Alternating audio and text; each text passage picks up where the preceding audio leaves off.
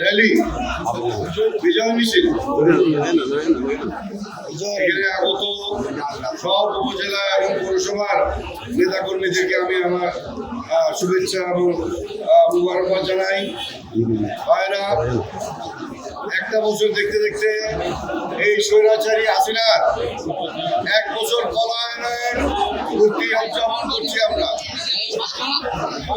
এই তার 15.5 বছরের শাসনামলে সবচেয়ে বেশি অত্যাচারিত হয়েছে একটা দল, সেটা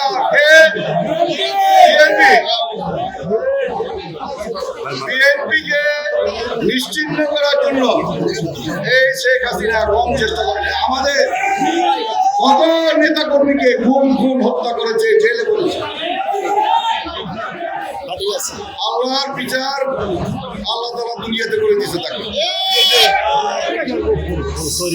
ছাত্র জনতার এবং পিছনে বিএনপি সক্রিয় ভূমিকায় এই স্বৈরাচারীকে আমরা বিতাড়িত করতে সক্ষম হয়েছি। আজকে সে পলায়ন করে সে যে দেশ থেকে আসছিল সেই দেশে তাকে ফেরত পাঠানো হয়েছে। শেখ হাসিনা আর কিছুই না, ভারতের দালাল, ভারতের চোর। ভারতের দালাল হিসাবে 15 বছর এই দেশে রাম রাজত্ব কায়েম করে চলেছে। এই ধরনের রাম রাজত্বের সুযোগ শেখ হাসিনা তো দূরে থাক, তার প্রেতাত্মাদেরও কোনো সুযোগ পাওয়া যাবে না।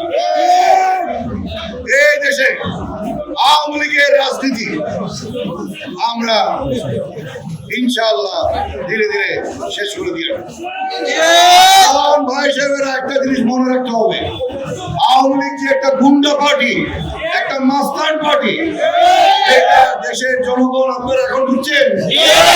কেন বুঝছেন?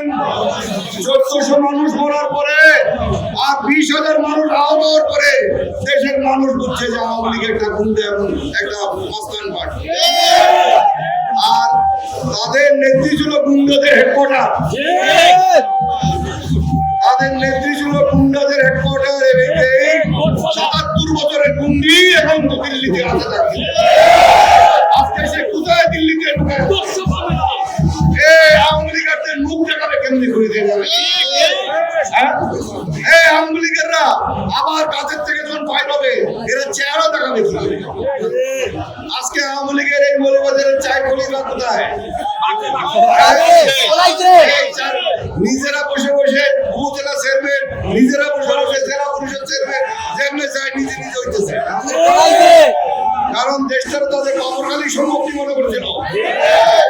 দেশটাতে তাদের বাবরখালী সম্পত্তি নয়, জনগণের দেশ। এটা বাংলাদেশের জনগণ কত বছর দেখায় দিয়েছে। আজকে এই নবশপতিতে আমি এই যে আজকে এই স্বৈরাচারীকে সরানোর জন্য যে 1400 মানুষ মারা গেছে, এর মধ্যে 133টা ভালো বাচ্চা শিশু সহ 20 থেকে 25,000 লোক আহত হয়েছে। আমি তাদের প্রতি, আমাদের দলের যারা মৃত্যুবরণ করেছে তাদের প্রতি তাদের আত্মার প্রতি আমাদের গভীর সমবেদনা এবং আমাদের তাদের মাগফিরাত কামনা করি।